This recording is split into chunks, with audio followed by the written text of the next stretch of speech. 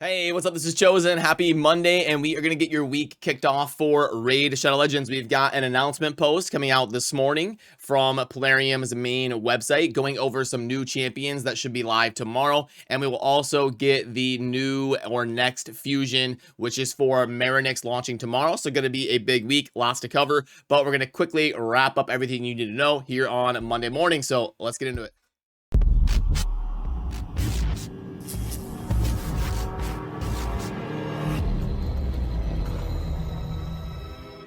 Alrighty, so you know the drill on Marinex. I've done a dedicated video on Marinex, and we're all kind of waiting to test out exactly how much damage she does, because she greatly revolves around dealing damage, and at that point, we'll be able to grade her more effectively and know if we are going to be more hype or more tempered about the upcoming fusion. But your quick refresher course is the A1 is a multi-hitter that can place Hex and do a decent amount of damage, kind of similar to like a Candrafon A1 or something like that. You get an AoE that places a Hex and also does a defense break that you can book to a 3-turn cooldown, and you get another AoE, so multiple AoE abilities, and then this one is going to ignore, unkillable, and shield if they are under a Hex already before that. And then you've also got a passive here that can reset the cooldown of the A3 here that ignores unkillable whenever they get a kill with a champion under a Hex. So lots of damage dealing, defense break, synergizing with Hex and stuff like that. But now let's get to these new champions. Now I have not seen this at all. I'm going to react live on video, and I'm going to give you my gut reaction as to if I think they're going to be really good, average, bad, and that type of stuff. So we've got a new Void Legendary here in Fortis for the Knight Revenant, scaling with defense, it looks like. A1 is going to be attack one enemy. You can book it to a 50% chance to fear them. The attack will always be critical if they're already under a fear or a true fear. I mean, okay, it's CC on the A1. You can't complain there. Looks like we're going to get two different AoEs. So a defense AoE nuker, possibly. At 80%, you can book it up to 100% of true fear, and it cannot be resisted if they're already under a fear. Okay. I mean, we see Masha Led doing something similar, but for 2 turns. So it's tough to get value if it's a fear for 1 turn sometimes. And then we get another AoE. We're going to ignore defense if they're under a fear or a true fear. Always critical, and if they're under that. Okay, so I guess, you know, the theme is you could build a defense nuker with no crit, and they would still be critting all the time. So possibly a high crit damage defense nuker. Scale by 10% every time a fear is placed on an enemy. Okay, what's the max on that? How does that placed on an enemy? That must cap at some point. This skill has a 40% chance to be unlocked for 1 turn. Oh, so we're getting a new mechanic like the Sky Piercer used to be for Baron. So they removed the one that was like that, then they add one. Okay, so it looks like we get a secret ability here again. I'm thinking, I mean, that's what it means, right? This skill has a 40% chance to be unlocked for 1 turn. Yeah, okay, so it's, yeah, I'm sure it's going to function like that one did for Baron. Passive increase the chance of enemy skills failing by 15% when those, and oh, okay, so yeah, it's just going to make the true fear a little bit more effective there, and then prevent the champion from death and keep them alive on 1 HP when they're hit by a fatal hit. So a similar mechanic. You got like Skull Crown, the Aureus, stuff like that. And remove all buffs and debuffs from the champion after preventing the champion's death. Fully heal them and fully deplete their turn meter. That's a little bit interesting. So it's like it keeps them at 1 HP, but then fully heals, but then it depletes the entire turn meter after. Okay, so it's just going to kind of make their turn basically be survive and go up to full health, and then also place a fear. Okay, so yeah, they're doing like an AoE fear as their turn and a full heal, and then a sleep on this champion for 1 turn cannot be resisted or blocked. Okay, interesting. That's a crazy passive there, and then ally crit rate.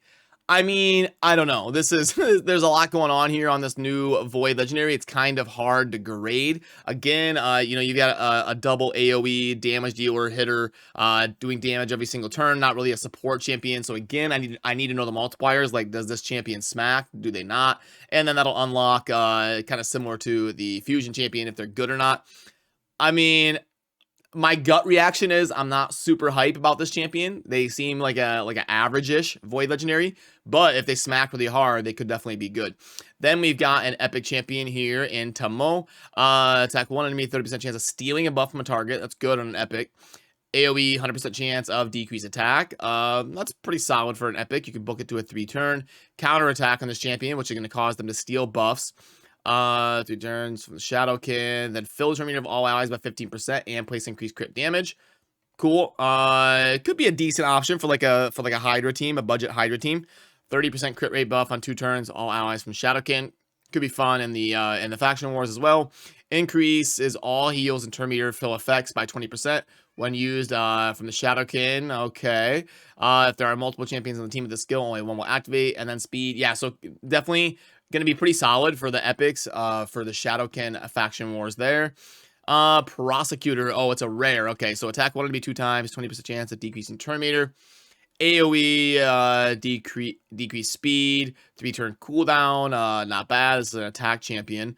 Then attack 1 enemy 3 times, increase accuracy, each at 30% chance of heal reduction. Okay, so it could be really good for the Spirit Keep, a little bit more of a progression champion. Like you can AoE decrease the speed of the waves, and then you can also progress in like the Spirit Keep or something like that. But anything past the early game, this Prosecutor champ doesn't really seem viable. It doesn't have a mechanic like Cold Heart or something to make it end game viable.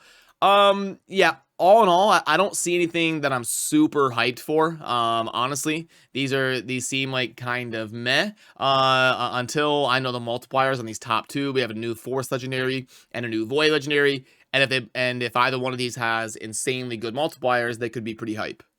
So alrighty, that is the new champions that will be coming with the patch and the new stuff going live tomorrow. If we look over on the right, right now is the 3rd, so this weekend will be some sort of 10x or guarantee, probably right over there, as you can see.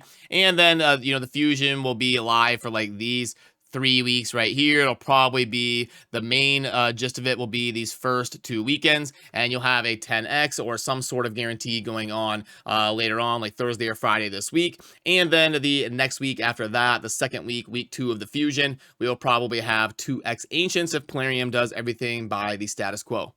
And also, since we just had a clan versus clan match last week, this week will be an off week for CVC. And then next week, about 8 days from now, you'll get your next CVC match. Now, as we go into the tournaments and events happening in game, right now we've got a Fire Night tournament with using epics only. I'll have to crank out a video after this one to upload for this afternoon on a team that I can put together to grind after the awakening mechanics here on the right. For those of you that want to participate in the epic only Fire Night tournament, I'll do a dedicated video on that later here on the channel. And then we've also got a perfectly normal spider tournament going on right now, but be wary, you might want to save some resources for the fusion coming up, because we're gonna have to grind for a bunch of epics and a bunch of different stuff going on when that pops up live here in game tomorrow in the fusion tab. For the offers going on in game, decent, again, decent, especially for someone that doesn't have access to a PC. Decent, okay, and not good there. So yeah, really nothing super noteworthy to go over in the shop, unfortunately. But yeah, you just need to get your arena in order to start the week. Make sure you're climbing up the proper tier of the Doom Tower. And then tomorrow morning, we'll have a pretty hype video, because we have got to kick off the next fusion that is going to be going on. And I'm also going to dive in today and make sure I learn the multipliers of this new champion, so we can really tell before the fusion starts and before we start sinking a bunch of crazy stuff into the Marinex new champion, if it's going to be worth it or not. But typically, I recommend to try and go for fusions if it's realistic for you, because you don't want to end up having a rebalance happening like we just saw with Baron. Imagine if Baron was a fusion and you were like, Baron's trash, he's just going to avoid damage dealer, I don't really need to go after him. Then he gets buffed and he becomes a pretty elite damage dealer. So that's why I always recommend, if it's realistic, to go for completing things in game and acquiring new champions. You never know when they're going to get rebalanced, or they're going to be good in new content, or you're going to end up wanting them. So we'll see, and we'll keep you in the loop tomorrow. But I need to go get to work on our Epics only Fire Night team, and I may head over to stream for a little bit and hang out and put a team together like this and say hi to everybody. It's going to be a pretty hype week. I'm going to be flying out to San Diego here in a couple days on Thursday, and be hanging out with some good friends of mine that I've known over the years, like Deadwood Jedi and Darth Micro and Layla Fox, and a couple people from like our Diablo Immortal clans and stuff like that, Kyr Mobile, ZT Speed, and a bunch of people I'm excited to get to see here here in a few days, coming up really soon, going over to TwitchCon. So anyway, I'm going to head on over to stream. I'll put a link down below in the pinned comment indicating whether I am still live or not. If you want to pop in and say hi,